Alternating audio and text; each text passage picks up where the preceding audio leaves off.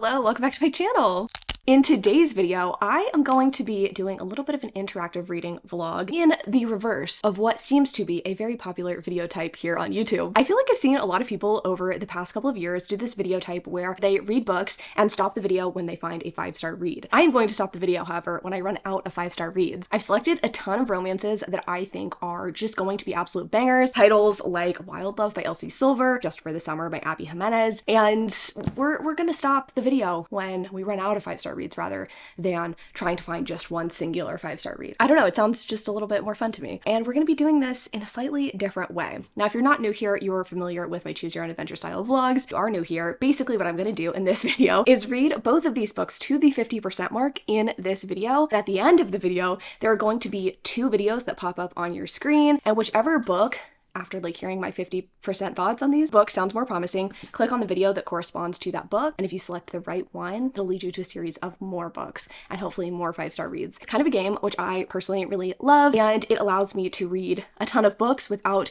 making you sit through an exorbitantly long vlog. So I personally think it's going to be a whole lot of fun. I'm very excited to dive into this video with you, but before that, I wanted to thank the sponsor of today's video and tell you a little bit about Rocket Money. Now, if you've been following me over on my vlog channel for any length of time, you know that I won't shut up about the fact that I really want to do a bathroom renovation. I've been putting it off for a while because it just seems like too much of an expense, but I feel like it's finally time to start planning, finally time to start saving up for it, and that's where today's sponsor, Rocket Money, is here to help. Rocket Money is the personal finance app that helps you cancel subscriptions, lower bills, and manage your money better. I'm using Rocket Money to cancel some of my unwanted subscriptions so I can save a little money here and there on things that I didn't even know I was subscribed to, and Rocket Money does that safely and securely by identifying recurring charges, canceling those unwanted subscriptions for you so you don't have to get on the phone with customer service. I'm also using Rocket Money to set a budget for myself. Obviously, if you're doing any sort of big savings or you have a project planned, being able to budget is so important. Rocket Money analyzes my spending habits to create a custom budget that's working for my lifestyle. I can monitor my spending by category, and I get notified if I ever go overspending in a particular category. Rocket Money has helped save its customers up to $740 per year with over $500 million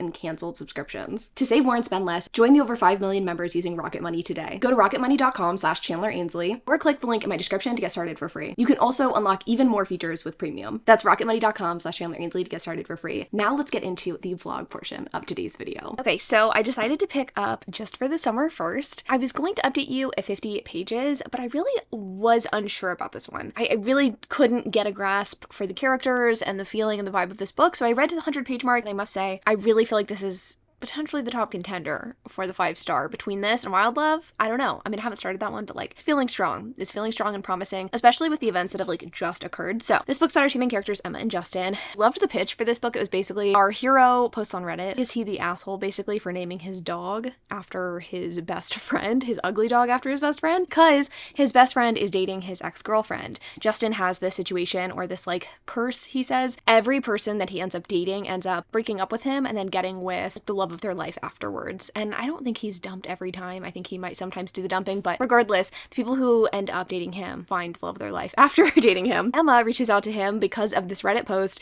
and is like, hey, this actually happens to me as well, a few times. They kind of strike up this friendship, this text-like relationship, and Justin is really into Emma and wants her to come do travel nursing in Minnesota where he is located because he knows that she's a travel nurse, she likes to travel, blah blah blah. So Emma does eventually go to Minnesota. She's going to nurse in this place for about 6 weeks, and in that time maybe get to know Justin, and they have this pact or agreement basically that they're gonna date each other, and then maybe if they break up with each other then they'll go on to find the love of their lives. And I think Emma is sort of under the impression that this is for a limited time. I think Justin is maybe under the impression that this is more I just like this girl. I don't think he is really that bought into this pact. So far they've had their first date. It was so precious. Justin sends a questionnaire to the heroine the night before and is select what kind of food you'd like, select what sort of activity you'd like. And I don't want to spoil the date, but it was so perfect. It was my dream date personally, and it wasn't over the top or anything, but it was just very considerate and caring. It's so obvious from Justin's actions, because we get Justin's point of view in the story, and especially during the date we get his point of view. You just tell how into Emma he is, how he's getting nervous around her, how she is just calm and present in the moment, and he's kind of stressing out because he wants everything to go perfect. I think he is really charming and delightful, and I think that Abby Jimenez does such a good job at writing her heroes, and this one is no different for sure. And Emma I like as well. I think she definitely has a lot of compassion for people and definitely is someone who likes to give second chances. That's definitely going to be, I think, a recurring theme in this book. One thing I didn't point out is that I think this book is going to be rather hard-hitting. I think Abby Jimenez tends to do that. She likes harder-hitting issues in her romances, which I actually kind of like. I've noticed that in this book, we've got Hero, who is going to be in charge of taking care of his minor siblings because his mom is going to prison. His dad has passed away and his mom's going to prison for, I think, some sort of white-collar crime. He is in charge of being their guardian. He's going to move into his childhood home to do this, have to move out of his own like personal space that he has, his like own apartment, move into his childhood home, which he doesn't seem like he's super hyped about. Emma has a mom who is very flaky and flighty, and at 14, she basically was fostered by a couple of lesbians who have a daughter named Maddie, and Maddie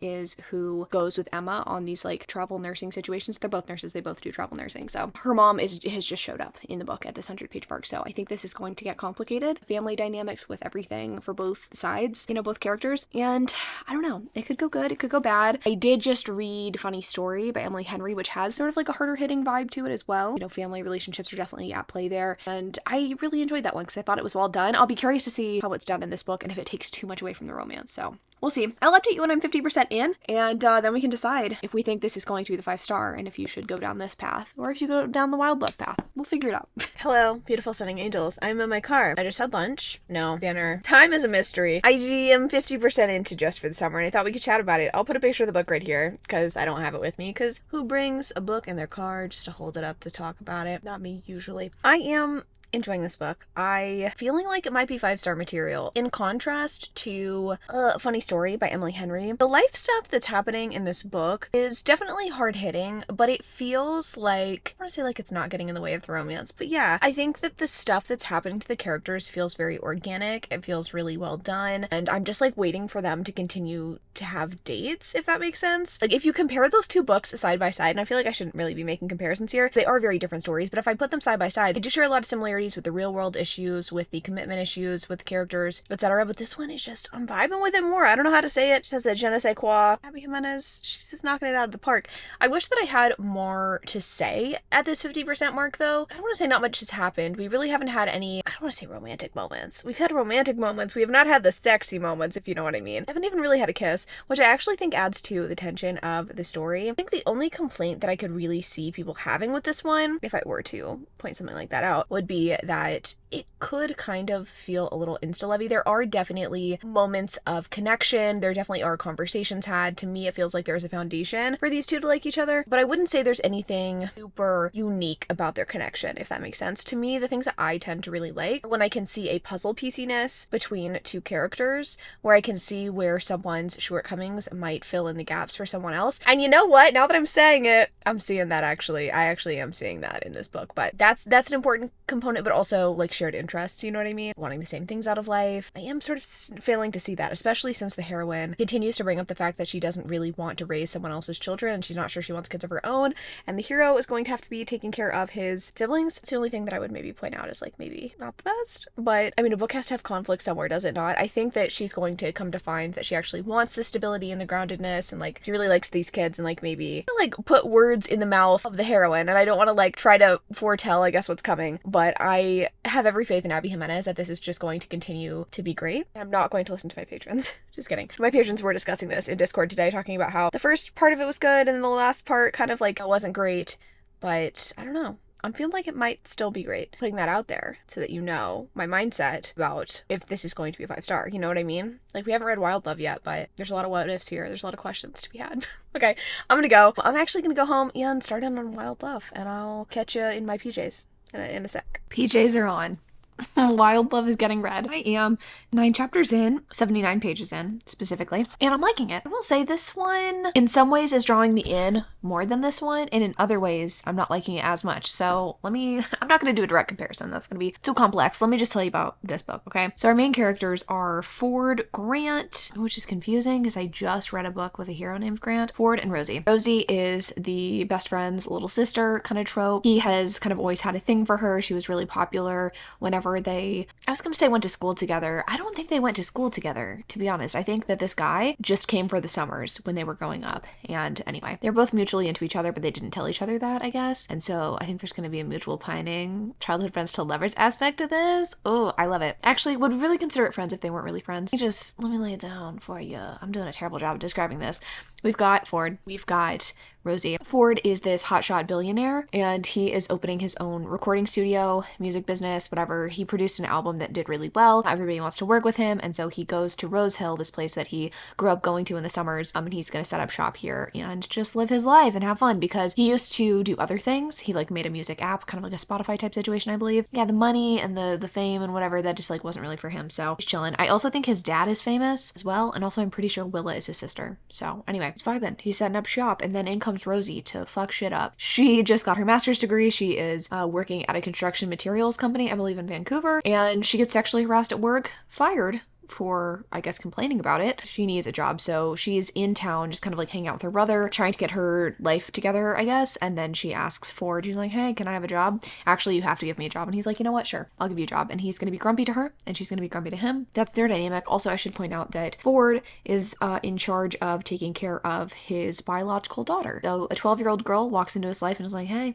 you're my sperm donor. And not in the like, haha, sperm donor sense. I mean, like, literally, he is the sperm donor for this girl. The girl's biological dad has passed away. The mom is grieving. Her mental health is bad. And so Cora, the daughter, comes in and is like, hey, my mom's not doing so well, and I know you're rich. Could you help my mom out and also maybe take care of me, because I have no one to take care of me and I don't want to go into foster care. He's like, you know what, sure, I'll do that. So 12-year-old girl who's a little bit grumpy and is apparently into music is in the mix too. It's an interesting setup, I will say. It definitely feels unique, not like something that I've read before. Okay, well, maybe it's a little bit like, I was going to say Luke and Lorelai with April or whatever. It's not really like that, because Rosie knows about Cora, you know, ahead of time. Like she comes back to town and she like knows immediately that Ford has a kid. I'm liking the banter so far between Rosie and Ford. I am liking emotions that I'm seeing from him as well. Like I can tell that he definitely has a thing for her, which is nice. He is grumpy, but you can tell that like there's more there. He definitely is into her. She is less into him, but I think that's more so because she is like busy trying to get her life together. She actually is currently dating someone who she isn't really that in love with and wants to break up with. There was actually just a scene with him, like her current boyfriend. So I think she's like less focused on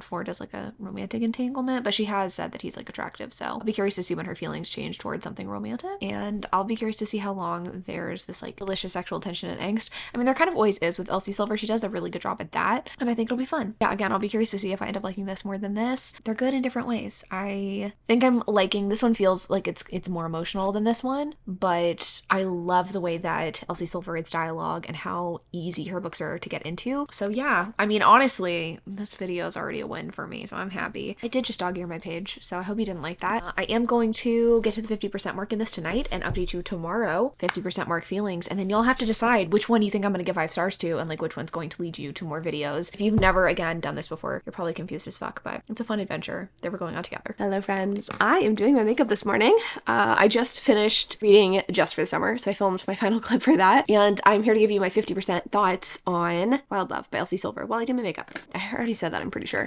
What to say? I'm really liking this. I am liking this a lot more than I expected to, frankly. I really feel like it's picking up with the childhood friends to lovers thing, with the integration of Rosie into Ford's like work life and his personal life, because Rosie definitely plays a part in Cora, his daughter's life. I'm just loving all of the elements of the story, to be honest. I really enjoy the like little cameos we've had from characters in other books. I like that we're probably seeing who will be characters in other books too, like Sebastian, the grumpy contractor guy. Like I think he's gonna get his own book. I'm just eating this up. I think it's a really, really good time. It just feels so totally different than the last book that it's sort of hard to compare the two, but this one is just like actually really doing it for me. I think oftentimes I'm looking for a lighthearted read. I don't necessarily always need the books I pick up to be heartbreakers, which I'll be honest, Just for the Summer was kind of a heartbreaker. So this one, it's like, what do I really say? Since the 20% mark when I updated you, we have had a little bit more in the way of romance, which I've enjoyed. Our main character is like cutting pages out of her journal to give to the hero. He like found this journal years ago and is like giving it back to her, and she's like, okay, well, I'll reward you with some like pages. And so she like leaves these pages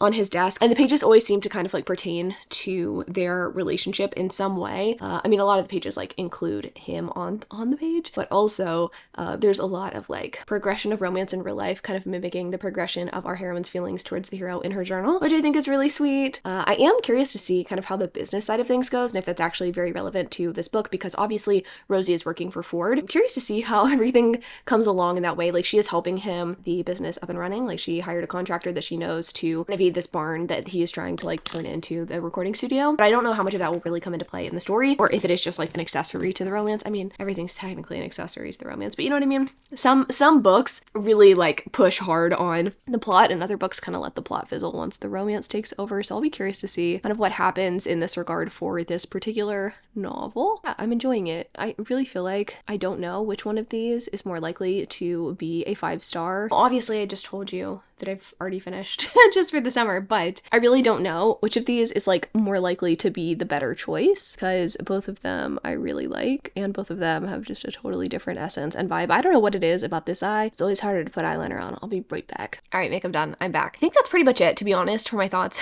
on Wild Love. I just think it is so fun, and I'm really excited to see kind of how this ends and how that delicious tension really breaks between Rosie and Ford. Technically, they have had like their makeout scene already, or like one of their makeout scenes, but I'm really gonna need some more because I'm already like very excited about it. Again, so different than Just for the Summer. This one is definitely more sexy, and I don't think either is like better than the other. I like both, and Elsie doesn't go like crazy with the smut, which I appreciate. So anyway, which one do you personally think I'm gonna give 5 stars to, and which book you want to hear more about ultimately? And hopefully whatever you choose will lead you to more videos and more 5-star reads for me. So I am going to throw up 2 videos on the screen right now, and whatever you click will lead you to the second half of the reading vlog for that individual book. And if you pick right and that book is a 5-star gem, then it will take you to other 5-star gems, hopefully, if you keep selecting correctly between 2 books. So let's go.